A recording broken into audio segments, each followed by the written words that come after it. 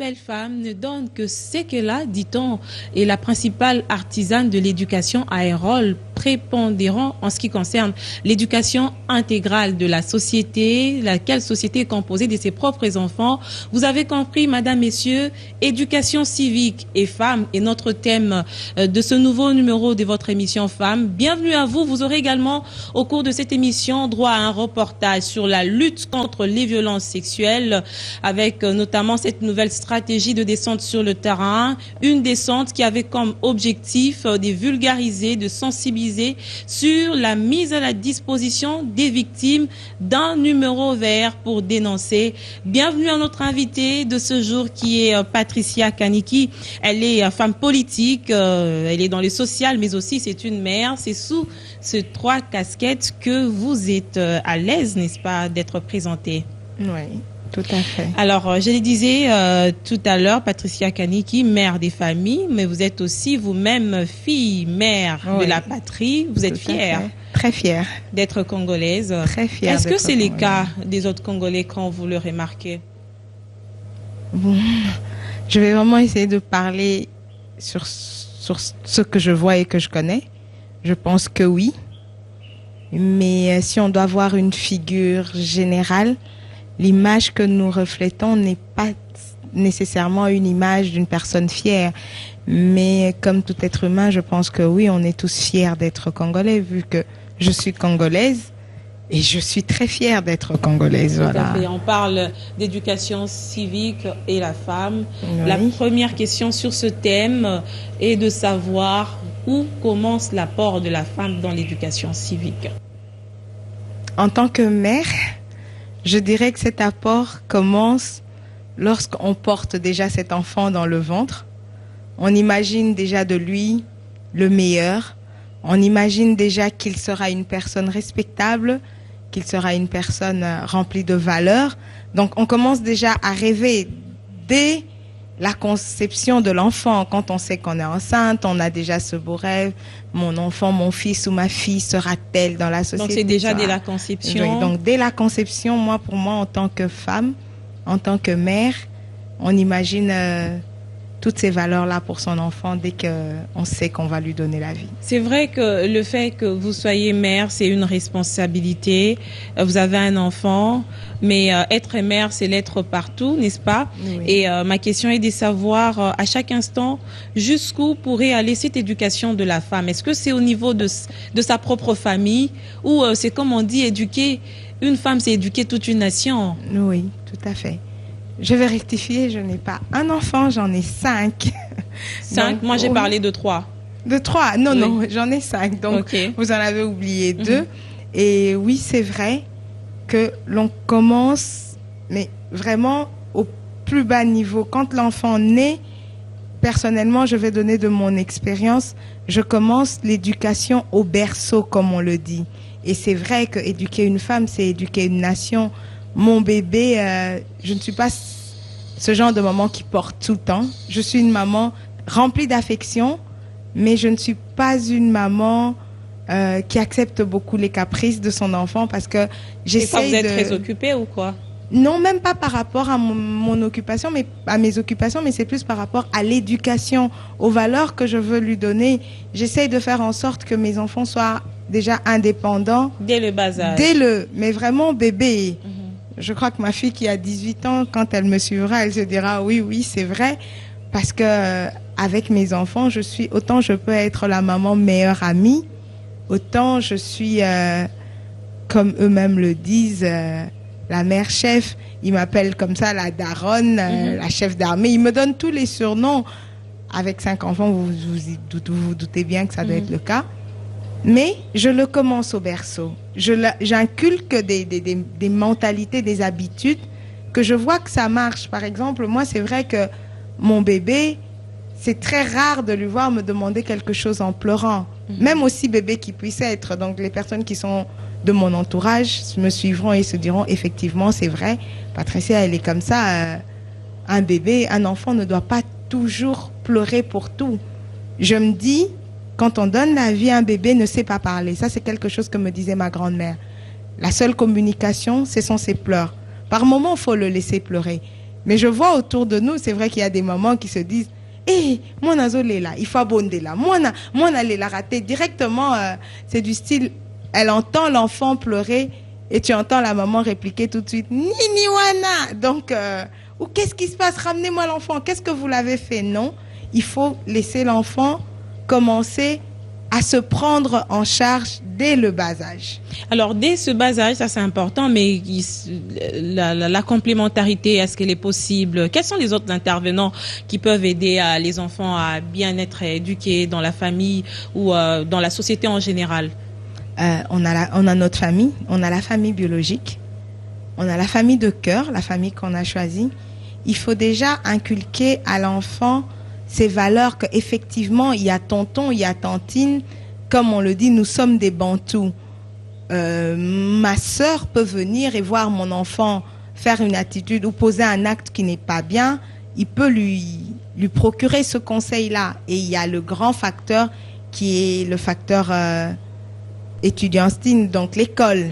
C'est l'école qui vient compléter ce que nous commençons avec, comme on le disait au début de l'émission, les valeurs civiques. Donc, avec cette éducation, le civisme, apprendre à l'enfant ses valeurs, apprendre ce qu'à la maison, on n'a peut-être pas approfondi, l'école l'approfondit.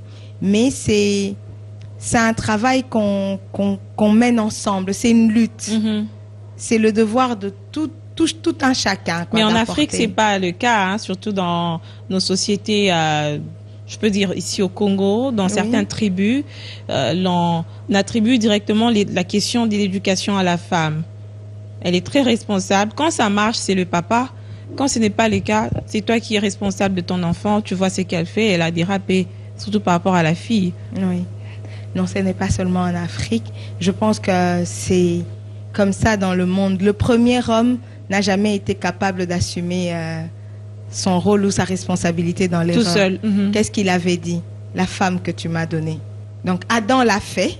Si Adam, qui était le premier homme, l'a fait, je pense que toute sa descendance a toujours cette tendance. Mais effectivement, comme on le dit aussi, éduquer une femme, c'est éduquer une nation. C'est vrai que la maman a un rôle, je vais dire, majeur, principal. La maman, c'est vraiment le moteur d'une famille. Parce que il ne faut pas oublier que nous n'éduquons pas seulement nos enfants, même nos conjoints. On va revenir sur ce rôle qui est lié aussi à beaucoup d'autres facteurs pour que ça marche. Mais entre ces valeurs civiques que vous venez d'évoquer tout à l'heure et aimer son pays, quel est selon vous ce qui précède? Qu'est-ce qui vient avant? D'abord aimer son pays ou il faut acquérir des valeurs civiques pour savoir qu'on doit aimer son pays? Une personne qui ne sait déjà pas s'aimer lui-même ne pourra pas en aimer une autre. Donc ça commence d'abord par soi. C'est pour ça qu'en éduquant nos enfants dès le bas âge, nous devons apprendre ces valeurs-là. Un enfant, tout être humain doit d'abord s'aimer lui-même. Parce que si on ne s'aime pas, on ne saura jamais donner de l'amour. Je ne vais pas vous demander de m'aimer alors que vous ne vous aimez déjà pas. Encore moins demander à X ou Y d'aimer cette patrie qui, généralement, c'est vrai qu'on se dit, on est Congolais, c'est tout. Personne ne se rend compte que le Congo, c'est la maman. Le Congo, c'est notre maman. Nous sommes issus de ce grand pays. Il a créé nos ancêtres, il a donné vie à nos ancêtres, à nos tribus, toutes les valeurs que nous avons. Donc, si je ne m'aime pas, je n'aurai même pas le temps de prendre même conscience que je dois aimer ma patrie, que je dois aimer mon pays. Donc, l'amour de soi. Voilà, c'est d'abord l'amour de soi. Cultiver cet amour. Mais vous êtes quand même d'avis avec moi que le reflet d'une nation, le miroir, la jeunesse, c'est le reflet d'une nation. Aujourd'hui, si on a cette jeunesse qui n'est pas consciente de l'apport de l'éducation civique par rapport à leur épanouissement, par rapport à ce qu'ils doivent apporter comme contribution pour le développement du pays, pensez-vous que l'on va changer la donne dans les jours à venir? Non. Non. On ne pourra pas. Comment pourrons-nous? Parce que c'est comme demander à un aveugle qui a toujours eu l'habitude peut-être d'être accompagné par un chien, on lui dit jette ta canne, jette ton bâton et commence à marcher, c'est difficile. Il faut d'abord que l'on commence à la source. Ça, c'est irrémédiable, on ne peut pas y remédier. On doit vraiment commencer par là. Pour un avenir meilleur, on doit d'abord organiser notre présence. C'est comme ça qu'on disait, on parlait de la femme quand elle portait le bébé, quand elle commençait déjà, elle savait qu'elle était enceinte, elle imaginait déjà. Et c'est comme ça, tu prépares aussi ton accouchement. C'est pas qu'on te dit, oui, tu vas enfanter dans 9 mois, tu n'attendras pas que tu aies les contractions pour aller acheter tes couches ou commencer à préparer ta layette. Non, non, donc il faut commencer dès le début. Et c'est pour ça que je dis, il n'y a pas 3 ou 4 chemins. Il faut vraiment que nous commencions dès la base. Il faut vraiment que le début soit bien. Ne ratons pas le début. Il y a un écrivain, cette dame... Et si on l'a déjà raté? On doit le récupérer parce que c'est ce que je dis. De quelle manière? Comment? En rectifiant le tir. Tant qu'il y a la vie, il y a de l'espoir, je pense. Et je suis même sûre, je ne pense pas seulement, je suis sûre, tant qu'il y a de la vie, il y a de l'espoir. On dit aussi, vaut mieux un chien vivant qu'un lion mort. Donc, je peux être par terre, avec le dernier souffle qui me reste, je peux survivre. Donc, avant qu'on me dise, c'est fini. Et quand je regarde mon grand pays, on est encore faudra-t-il que vous ayez une main qui puisse venir vous secourir. Mais sinon, oui, il faut la créer. N'attendons pas toujours les autres. De même de nous-mêmes, commençons déjà. Faisons déjà le pas. Et comme on dit, ce souci-là, il faut que nous commençons à le réveiller. C'est ce que je dis, réveillons-nous. Commençons à nous réveiller et nous dire que oui, on a raté. On parlait tout à l'heure de cette jeunesse qui, aujourd'hui, est devenue rebelle, qui a perdu les valeurs. Ce n'est pas de leur faute. Ils ont ils ont eu des parents démissionnaires pour diverses raisons. Oui. On ne va pas les condamner, on ne va pas jeter la pierre, mais on doit plutôt se dire que... Et si les choses ne s'améliorent pas, on va continuer sur cette lancée. On ne peut pas espérer que les choses ne s'améliorent pas, parce que ferons-nous alors? Je crois qu'on a été à Brazza, il y a un groupe de Congolais qui vivaient à Brazza. Vous voyez, il y a eu, comment on appelait ça, l'Ikofia Mukolo, je crois. Mbata Mukolo. Mbata Mukolo. Donc on ne va pas tous abandonner. Ils ont été obligés de faire quoi? De revenir à la maison. C'est pareil, les personnes qui vont en Occident, quand les papiers ne marchent pas, rien ne va. On les prend, qu'est-ce qu'on dit? Ah, il a été refoulé, malheureusement. Mais où reviens-tu? On rentre à la maison. Dans la maison. Donc, on est vraiment obligé de faire en sorte, chacun de son côté, se dire que nous devons relever notre chez nous parce que on doit rentrer un jour à la maison. On doit rentrer. Moi, je suis partie, ça va faire 13 ans. Ça fait 13 ans. Mais aujourd'hui, qu'est-ce que j'ai fait? Je suis rentrée à la maison. Est-ce un signe d'amour à la patrie?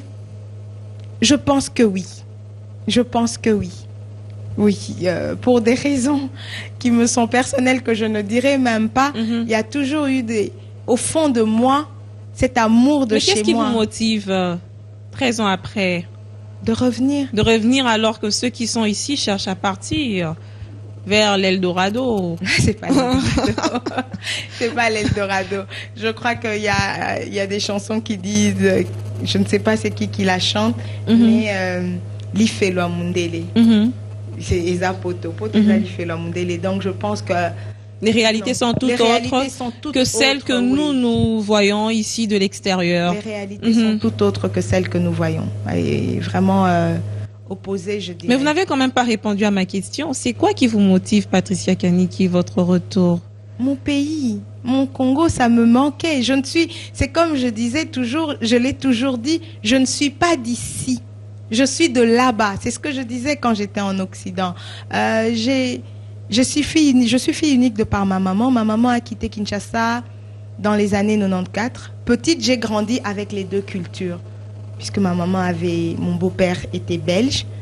Et j'ai été élevée dans ces deux éducations. J'étais entre ici et là-bas. Ce qui fait que je suis pas bien placée, mais je sais quand même faire la différence entre ces deux cultures.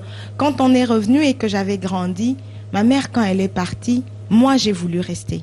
Vous avez aussi des bonnes raisons de faire les choix entre les deux cultures. Voilà, mais j'ai choisi de rester. Je suis restée, je suis partie maman de 2 enfants en attendant la 3e.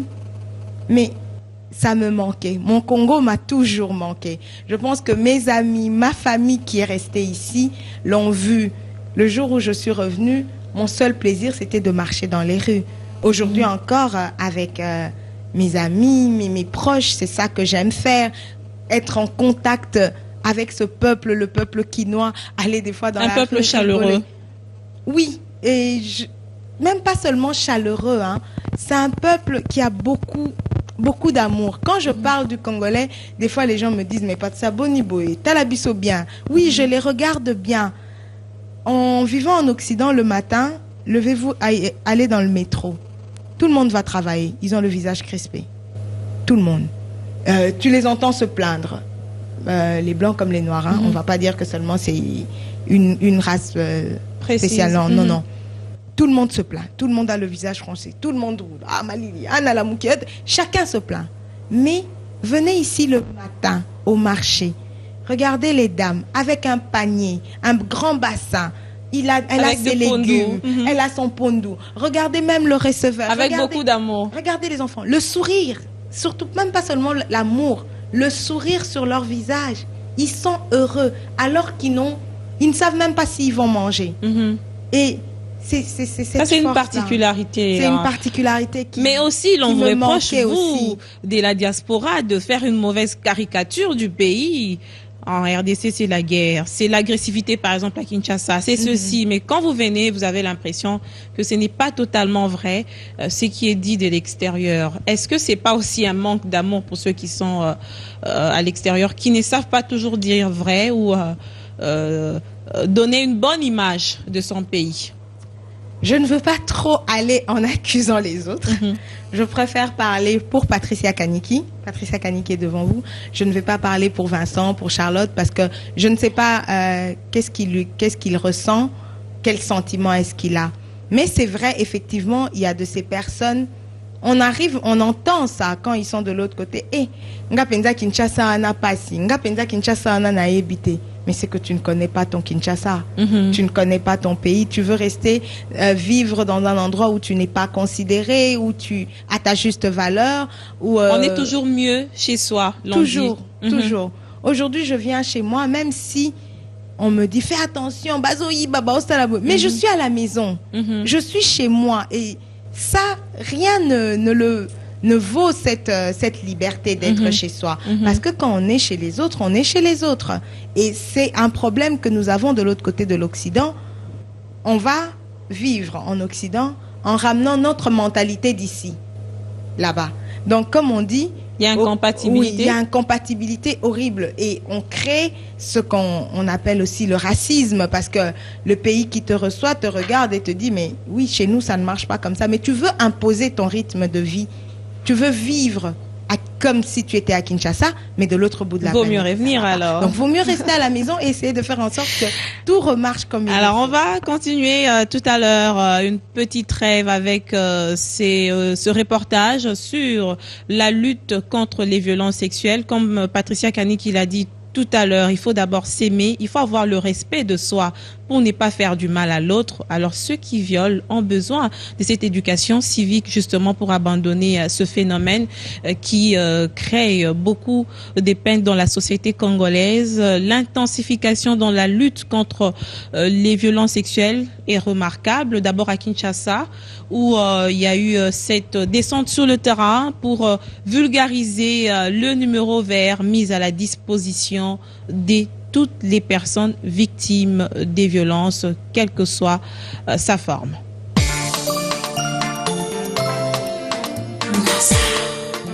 Un numéro d'appel en cas de violence sexuelle, c'est peut-être enfin l'alternative à la lutte contre les violences sexuelles et basées sur le genre.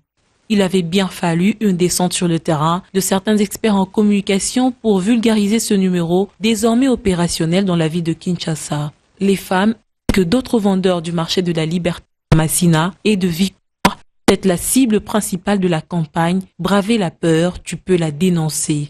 Les victimes ont donc dorénavant la possibilité de se faire assister au 47 333 et au 89 7222.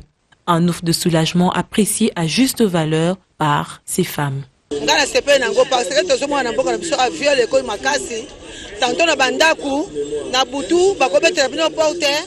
Je salue pleinement cette initiative vu l'ampleur de ce phénomène de viol dans notre pays. Il arrive que même pendant la nuit, on soit dérangé dans nos propres maisons par ces bourreaux. Nous sommes très contentes que vous-même vous êtes déplacés pour nous donner ce numéro vert. Ça va beaucoup nous aider.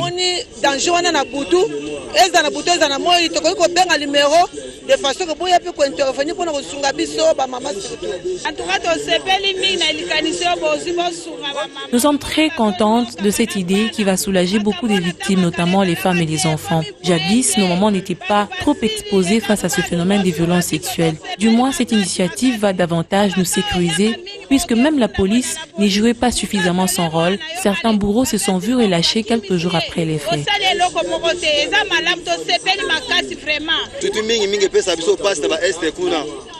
La question des violences sexuelles nous touche beaucoup, surtout quand on parle de l'Est. Il faut qu'on en finisse avec cette histoire. Même à Kinshasa, la pédophilie bat son plein. La justice doit faire son travail.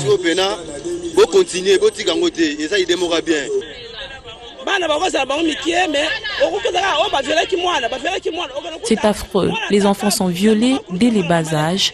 Nous vivons le pire, et parfois par les membres de leur propre famille. Nous devons appeler les hommes au changement de mentalité.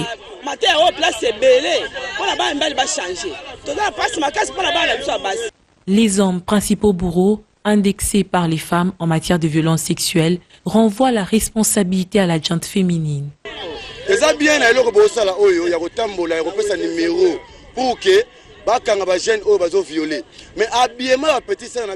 C'est bien bon, mais je crois que les responsabilités sont partagées. De nos jours, les jeunes filles ne s'habillent pas décemment, que ce soit à l'église, à l'école ou ailleurs. Et la nature de l'être masculin est telle qu'elle. Si une femme est à moitié nue, certains hommes n'en résistent point. Pour ce faire, l'église doit jouer son rôle et apprendre aux femmes comment s'habiller. Donc ce n'est pas bien ça. Et puis il faut au-delà de la dénonciation, les victimes directes, les témoins eux aussi sont invités à participer à la campagne. Voilà qui justifie cette sensibilisation auprès de la population quinoise. Le but de cette campagne est de faire savoir au grand public qu'il faut dénoncer le viol à travers les numéros qui ont été mis en place, comme vous pouvez les voir sur les flyers et les posters. C'est le premier volet de cette campagne pour laquelle nous sommes là aujourd'hui. Nous allons donc demander à tout public de savoir dire non, de dénoncer, parce que beaucoup de cas de viol ne se trouvent pas que dans l'est du pays. Nous avons tous une sœur, un voisin, une camarade qui a déjà subi des attouchements, qui est aussi un cas de viol. Si on ne le sait pas, nous le dévoilons aujourd'hui. Et tout ça se trouve souvent dans un tabou. Les gens n'arrivent pas à en parler. C'est pour ça que nous avons demandé qu'il y ait cette campagne, que les personnes qui ont subi ce genre d'attouchement, ce viol, puissent dénoncer. Et à travers ce numéro, il y a une assistance qui pourra suivre justement ces personnes violées. Et cela constituera la deuxième partie de la campagne. Mais pour l'instant, nous sommes encore sur ce numéro où nous demandons aux personnes d'appeler en cas de viol et en cas d'attouchement. C'est une technique qui, bien appliquée, accentuera la lutte contre les violences sexuelles, une trouvaille de la représentante spéciale du chef de l'État en matière de violences sexuelles.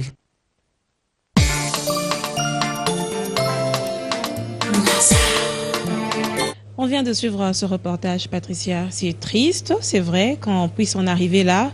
Ça veut dire qu'il y a eu des actions qui poussent aujourd'hui à des réactions pour mettre fin à ce phénomène des violences sexuelles qui a terni même l'image de la RDC à l'extérieur du pays, par exemple par rapport à l'Est où il y a la guerre. Mais ici à Kinshasa, on a aussi des cas de violence, ce qui explique cette descente sur le terrain. Mais il y a quand même des gens qui ont eu des avis partagés. Certaines personnes disent que la femme elle-même est responsable par moment de ces viols par rapport à son comportement. Qu'est-ce que vous en dites? C'est un comportement qui est inacceptable. Il n'y a pas d'excuse. C'est vrai. Qu'on dise que la femme elle-même, par rapport à son comportement, par rapport à son habillement, je ne pense pas. Que cela soit une justification. C'est pas à justifier. Il n'y a pas d'excuse. Le viol est condamnable. C'est comme je vous ai dit tantôt, le respect de soi. Et c'est pas toujours les femmes qui sont violées, hein.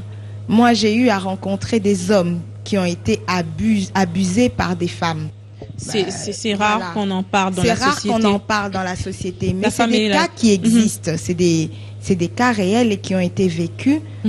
Mais moi, je pense que le viol n'est pas à accepter. C'est intolérable. C'est inadmissible pour la femme, pour la personne, pour la victime. C'est un acte qu'on ne peut même pas imaginer. Pourquoi est-ce que je dis ça? Parce que je dis, on détruit une vie. Des personnes victimes de viol ne ressortent jamais, quasi jamais. Très difficilement. Oui. Aujourd'hui, en tant que chrétienne, on dit heureusement qu'on a encore le Seigneur avec nous. On se plonge dans la prière, mais c'est une vie que tu as brisée. Aujourd'hui, on se rend compte qu'il y a des personnes, des jeunes femmes qui se sont données à la prostitution après avoir été victimes d'un viol. Par manque d'espoir, justement. Même pas par manque d'espoir, mais en se disant à quoi sert ce corps. Elle se dit c'est un dégoût et pour la personne, le sexe n'est plus quelque chose de privilégié et de précieux, ça devient un instrument. Alors que non, ce n'est pas un instrument de plaisir. La femme ou l'homme n'est pas un instrument. Le sexe est quelque chose que l'on doit vivre avec amour et passion. C'est une découverte que l'on doit faire. Et je ne suis vraiment pas d'accord avec le monsieur qui dit que oui, c'est à cause des accoutrements, comment elles sont habillées. Non, c'est une excuse qui... On ne tolère pas les habillements extravagants. Vous encouragez... Non, je ne l'encourage pas. Parce que vous-même, vous êtes habillée décemment. Oui. Et j'ai l'habitude de vous voir habillée décemment. Merci. En africaine. Voilà, c'est vrai que c'est une tenue que j'affectionne particulièrement, j'aime beaucoup, mais il m'arrive aussi d'être habillée... de manière occidentale, mais je n'encourage pas les jeunes filles à s'habiller indécemment, d'être déshabillées, non, mais on ne peut pas, il n'y a pas d'excuse, vraiment il n'y en a pas. Je veux essayer. Pour Patricia Kaniki, il n'y a pas d'excuse sur cette question-là, mais comment différencier justement par des actes un citoyen d'un non-citoyen, selon vous? Par les actes posés, par les attitudes à avoir. Un non-citoyen, un citoyen, c'est une personne qui a des valeurs civiques, et qui a aussi des valeurs humaines. Les valeurs civiques, c'est le respect de l'autre, le respect de son territoire, le respect de nos valeurs données. Parce que moi, je dis, en tant qu'Africains, surtout nous, les Congolais, on a perdu notre force en perdant nos valeurs. Nous avions de très belles valeurs. On vivait, quand on suit l'histoire, le royaume Congo et tout, avant que l'homme blanc, comme on le dit, ne vienne. On avait un royaume qui vivait et on vivait très bien. Mais quand ils sont venus, on a commis l'erreur de laisser nos valeurs pour copier la leur. Finalement, je pense qu'on n'avait pas aussi beaucoup de choix. À l'époque, non, on n'avait pas le choix. On n'avait pas beaucoup le choix. Après, on peut quand même aujourd'hui avoir le choix. Qu'est-ce que je dis? Rajoutons notre savoir au savoir de l'Occident. Parce que c'est vrai ce qu'on dit, Zo Bazwara Maele, pas Moutoua Maele. Quand on a à côté de nous une personne plus instruite, essayons de copier. C'est comme quand on était à l'école, les enfants moins intelligents aimaient toujours s'asseoir à côté des plus intelligents. Oui. Pourquoi? Pour toujours essayer de tricher et d'avoir un peu plus. Mais nous, qu'est-ce qui s'est passé? Nous avons laissé tomber nos valeurs citoyennes au profit de ce que l'Occident nous a offert. Alors qu'en Occident, si on regarde bien, les mœurs, il n'y en a même plus. Vous voyez, tout ce qui est mariage... homosexuel, je ne vais pas citer ça parce que je ne veux pas créer une polémique. On ne va pas entrer dans ces débats-là. Oui, voilà. Mais hier, chez nous, c'était tabou. Chez nous, ça n'existait pas, ça ne pouvait pas passer. Mais en copiant, qu'est-ce qui s'est passé? On a accepté tout ça. Mais l'on craint justement, en copiant, que certains phénomènes puissent nous envahir au détriment de ce que vous avez appelé valeurs qui nous appartiennent. C'est déjà un peu le cas, mais comme je vous disais, ce n'est pas perdu. Je ne veux pas croire et accepter que c'est perdu. Pour la simple raison que moi-même aussi, hier, par des faits de la vie, je suis tombée. Mais il m'est arrivé de me relever. Je ne suis pas restée par terre. Il y a des situations que la vie m'a infligées que je ne pouvais plus m'en sortir. Mais je ne suis pas restée par terre. Je me suis dit à un moment donné, avec mon dernier souffle, Patricia, lève-toi et survis. Donc c'est pour ça que je dirais... J'aimerais quand même qu'on revienne sur l'une des valeurs que vous avez citées. Il s'agit du respect du territoire. Qu'est-ce que vous entendez par cela, Patricia? Respecter son territoire, c'est aussi simple que ça. Notre manière de nous comporter face à la propreté par exemple, dans nos quartiers. C'est un exemple, mais qui est aussi majeur. C'est vraiment... Moi, je pense qu'il faudrait que qu'on commence à taper sur les doigts. Qu'on nous punisse. On vient dans ta parcelle, on te trouve dans une parcelle sale, tu as une amende. S'il faut faire de la prison, faisons-le. Parce que c'est le respect de ce territoire-là. Je passais en ville, j'ai vu je sais pas si c'est en ville, mais je suis passée dans une commune et j'ai vu qu'on sortait d'un grand trou, mais une tonne comme ça de plastique. Et je pense que ça a été dit plusieurs fois que le plastique ne se dissout pas, le plastique. Mais ça relève aussi de la compétence du gouvernement de prendre des dispositions, mais il faudrait que le gouvernement puisse prendre... Il n'y a pas que le plastique, maman. Il y a aussi, même les feuilles de chikwang. Il y a aussi, dans certaines parcelles, vous voyez, on apprend à l'enfant à aller au pot, l'enfant va à sel et on laisse le sel là. Ce n'est pas une attitude d'un bon citoyen. Tu ne respectes déjà pas le territoire où tu vis. Ça sera difficile de respecter l'extérieur. Donc déjà la propreté. Mais si on ne me l'a pas appris dès le bas âge. Ah mais si, je pense quand même. Est-ce que, tel que vous êtes en face de moi, aujourd'hui si vous avez un vêtement sale, c'est vrai que par moment, il y a des personnes qui n'en ont pas. Hein. Ça, c'est un autre débat. Une personne qui vit dans une précarité totale, oui. C'est un autre cas aussi. On ne peut pas commencer à les accuser. Il ne sait pas laver son vêtement, par exemple. Mais est-ce que, aussi belle que vous êtes en face de moi, vous ne vous plairez pas de vivre dans la saleté? Ça ne va pas. Vous allez à un moment donné vous dire, en tout cas, ma maison, ça fait un moment que je ne l'ai plus balayée. Ah, j'ai des toiles d'araignée, il faut l'enlever. C'est le lieu où vous vivez. C'est là où vous reposez votre tête. Alors, donc, ça veut dire qu'à un moment donné, le désordre et la saleté doivent vous interpeller. C'est vrai qu'on ne l'a pas appris, mais comme on dit, on peut toujours apprendre. On ne l'a pas appris, on peut toujours. Surtout quand c'est pour ses propres intérêts. Oui, l'environnement sain nous épargne aussi des maladies, n'est-ce pas? Ça nous épargne des maladies, pas seulement pour notre propre intérêt. Là, on est surtout en train de parler de ces valeurs civiques.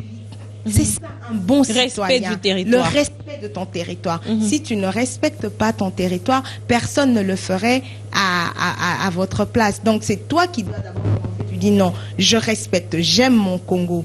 Je ne jetterai même pas un papier mouchoir dans la rue. Même quand il n'y a pas de poubelle. Oui. Tu le mets dans ton sac, tu cherches. C'est le cas. Hein. Je pense que si quelqu'un ouvre mon sac, il trouvera des papiers mouchoirs remplis de fond de teint. Oui. Parce qu'à chaque fois que je transpire, je ne sais pas où le jeter, je le mets dans mon sac et je me dis, quand je verrai une poubelle, je le mettrai. Donc, il y a ces personnes où dans leur maison, il n'y a même pas de poubelle. Vous vous rendez compte? Je suis tout à fait d'accord avec vous par rapport à ce débat. Il faudrait respecter son territoire. Mais j'imagine au stade où nous sommes, c'est une question de processus parce que c'est une culture qui n'était pas du tout ancrée dans les chefs de certains Quinois. C'est une culture que nous avions oubliée. Oui, que nous avions oublié parce qu'à l'époque, on appelait Kinshasa la Belle. Kinshasa la Belle. On a oublié à cause de toutes nos blessures. Moi, je dis toujours, le peuple congolais est un peuple blessé. On a des blessures intérieures, donc il faut qu'on fasse des cures d'âme comme on fait chez les hommes de Dieu. Pour tout un peuple, c'est quoi la magie? C'est quoi la magie? C'est quoi la portion magique? On doit commencer par la sensibilisation. Et quand on vient pour sensibiliser, les gens, c'est des foules. Moi, j'ai été blessée par ça. Non. Les blessures que je dis là, ce ne sont pas des blessures personnelles. Physiques, Non, c'est des blessures où... En général. En général, que c'est l'histoire en fait du pays qui nous rattrape. Les puissances mondiales nous ont inculqué. On est un pays très béni, rempli de ressources minières, naturelles et tout. On est un pays riche, donc on est un peu comme un cadavre devant les vautours. Tous les vautours veulent venir piquer dedans. Et par rapport à ça, qu'est-ce qu'on a, on nous a fait finalement? Non, on ne sait pas laisser faire. On nous a divisés pour pouvoir mieux régner. C'est ce que je pense. On a été divisés. Mais unissons-nous puisqu'on nous avons voilà, c'est ce que nous commençons. Et moi, je pense que c'est vraiment en commençant comme ça, en discutant comme ça, ne nous arrêtons pas seulement à discuter. Une fois, j'ai suivi, Biwan a fait des actions où vous rentriez dans les avenues, vous alliez faire... Oui, justement, c'est par rapport à notre campagne d'éveil patriotique et civisme. Oui, voilà. Nous sensibilisons la population avec des descentes sur le terrain. nous-mêmes balai ou en main pour ça n'a rien à voir avec notre environnement le plus rapproché, mais nous allons un peu plus loin pour dire aux gens que vous devez balayer devant chez vous. Il ne faut pas attendre que le gouvernement vienne le faire. Il y a une personne, vous avez commencé. Quand une autre personne commencera, une autre, ça va se répandre. Ça va se répandre. Donc c'est pour ça que je dis, il y a de l'espoir. Il faut un éveil de conscience. Il faut un éveil. Il faut commencer une sensibilisation. Il faut qu'il y ait des campagnes de sensibilisation. Il faut descendre sur le terrain, aller vers les plus petits même. Commencer avec les écoles primaires, aller à l'école.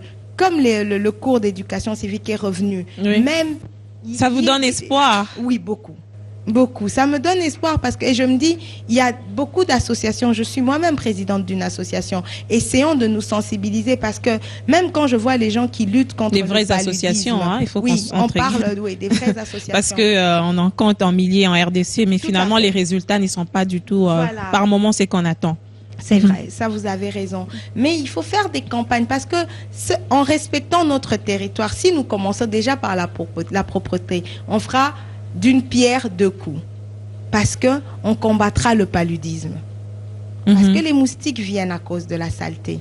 Et qu'est-ce qu'il y a? Il y a un taux élevé de la malaria. Donc, en devenant propre... Ça devient un autre problème. En respectant ton territoire, tu fais d'une pierre deux coups. C'est pour ça que je pense que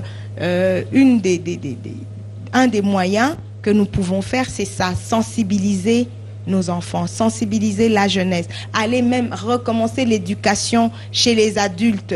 On peut lui dire oui, c'est pas parce que c'est comme ça, comme on discutait avec Madame Sefou Julie, qui me disait bon sambo kango, oui yomto bon sambo kango. C'est ton territoire. Notre devoir. Oui, il est de notre devoir. On doit le protéger. Et si nous arrivons à le protéger, je sais que ça ne se fera pas en un claquement de doigts. Quand on parle comme ça, c'est comme si on lisait dans un livre que c'est facile. Non, ce n'est pas facile. Mais quand on n'a rien commencé, on ne peut pas espérer changer quelque chose. Donc, il faut vraiment que nous commencions quelque chose. Il faut commencer des actes, à poser des actes, et le temps urge. On a vraiment besoin de temps. Et la responsabilité de la femme est de mise sur cette question parce que c'est elle finalement la garante de l'éducation. Mais quand on parle de cette femme, est-ce que c'est une femme instruite ou c'est n'importe laquelle qui peut assumer cette responsabilité d'éduquer à la base? Il faut maintenant inciter déjà la femme à l'instruction. C'est pas nécessairement une femme instruite, mais il faut inciter la femme à l'instruction parce que l'instruction est aussi très capitale. Elle est capitale. Il faut être instruite. Mais même si nous ne le sommes pas, les valeurs, il y a de ces valeurs civiques, il ne faut pas être obligé d'aller l'apprendre derrière une tenue bleu-blanc. Non. La femme en général, et je sais que on a cet instinct maternel. C'est pour ça, une maman peut se coucher là. Elle va pas laisser son enfant être envahi, être piqué par des moustiques. Elle sera tout le temps là avec un pagne, un foulard. C'est pas un cadre dans une entreprise. C'est peut-être une pauvre maman, peut-être même en train de vendre. Elle voit une mouche, elle est en train de chasser la mouche. Avant de donner à manger à son enfant, elle le lave. Si elle a oublié ça, il faut qu'il y ait des campagnes. Il faut vraiment que le gouvernement mette à la disposition du peuple des personnes qui vont réveiller ce patriotisme, ce désir-là. On le dit, patriotisme, il ne faut pas chanter seulement l'hymne national. Il faut pas à l'instar de Bissot, je ne fais pas une plaidoirie, mais bon, on est déjà sur le terrain avec nos propres moyens. Non, c'est très et bien. Donc, avec un appui, ça peut constituer un coup de pouce pour qu'on étende notre campagne. J'ai appris de certaines communes, dont je tais le nom pour ne pas faire de la publicité. Il y a certains bourgmestres de communes qui sont sur le terrain, qui viennent. Comme à l'époque, on avait... Moi, j'ai salué quand même le bourgmestre de Kitambo. Personnellement, je ne l'ai pas vu, mais du moins, quand je passe par cette commune, je suis fière d'habiter Kinshasa. Quand je parlais, c'était... particulièrement aujourd'hui sur une avenue tout à fait... pas une avenue principale, mais vraiment dans le quartier le plus profond. J'ai remarqué qu'il y avait des gens habillés et qui passaient un coup de balai. Pour moi, c'était un signe d'encouragement. J'ai dit quand même, si à ce niveau, 2, 4, 5 bourgmestres, on a 24 communes, peuvent avoir les mêmes initiatives. Je crois que c'est possible, comme tu l'as dit, Patricia. N'attendons pas toujours les grands moyens, parce que peut-être on espère avoir des grands moyens. Mais non, que le gouvernement fournisse juste les petits moyens et que le réveil se fasse. que le réveil se fasse, tout se passe dans la tête, qu'on se réveille, que les leaders, les élites se lèvent et qui commencent tout doucement à nous redonner aussi le goût. Parce qu'on a ce problème d'élite au niveau du Congo. Nous avons ce problème. On est un peu comme... Il n'y a pas de repère. Non, c'est ça que j'allais dire. Nous sommes des brebis, des fois sans berger. Et nous avons besoin de bons bergers, des bergers qui nous guideront, des bergers qui nous protégeront, des bergers qui réapprendront à nous dire « Ah non, ça va aller, ça va aller ». Et quand on aura ces bergers-là à côté de nous, ça pourra nous réveiller. Donc que le gouvernement puisse vraiment faire quelque chose par rapport à ça. L'insalubrité, moi je pense que c'est... Ça c'est moi, c'est vraiment un des problèmes majeurs. L'insalubrité, c'est petit. Et c'est comme on dit, c'est les petits détails, généralement, qui provoquent des grandes réactions et des grands résultats. Imaginez que tout un chacun, comme on a parlé des 24 communes, que les 24 communes commencent à lutter contre l'insalubrité. Ça va changer quelque chose, remarquablement. Ça va changer. Oui. C'est vrai, je regardais des fois, je disais, pourquoi est-ce que la ville, notre centre-ville maintenant, commence à devenir aussi propre? Mais il y a des endroits où on est encore là, on se demande, mais on est au centre-ville de Kinshasa. Bon, je vais pas... Il y a encore beaucoup à faire sur cette question. Je vais pas les apprendre à faire le travail, mais c'est vrai... Peut-être le grand marché là où il se trouve, si on peut le délocaliser pour essayer de gagner de l'espace, toujours dans le sens de gagner la propreté, de rendre notre ville plus propre. Parce que là, maintenant, c'est beau. Ça commence à le devenir. Mais il faudrait que ça continue, que ça s'étende. Oui, qu'on aille au plus profond. Patricia, ça a été un réel plaisir de t'avoir sur ces plateaux, surtout avec cette question d'éducation civique. On va clôturer, mais en 1 minute, je vais demander que vous puissiez vous résumer par rapport à notre entretien de ce jour. Par rapport à notre entretien, qu'est-ce que j'aimerais dire? Ne baissons pas les bras. Nous, mamans, parce qu'on parle de la femme, l'émission c'était la femme. Éduquer une femme, c'est éduquer une nation. Ce n'est pas un slogan, c'est une réalité. Derrière tout grand homme se cachent des grandes femmes. Femmes, on a un rôle à jouer. Réveillons-nous. Le réveil patriotique. Donc réveillons-nous et disons-nous que oui, nous sommes des mamans et nous allons pouvoir changer. Nous allons essayer de changer les choses. On espère que ce message a été capté par les femmes, non seulement capté, mais la mise en pratique est la plus importante. Madame, Messieurs, merci de votre fidélité à ce programme qui avait pour thème éducation civique et la femme. Vous avez suivi au cours de cette émission Patricia Kaniki qui a été l'invitée du jour. Merci.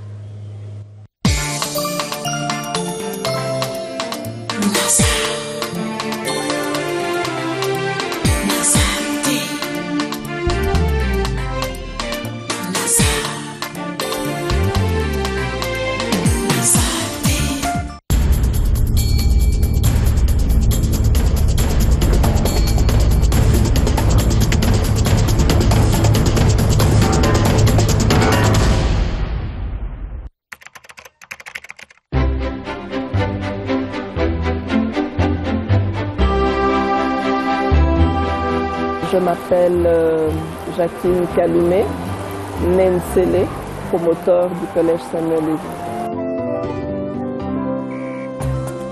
Le collège a commencé en 96.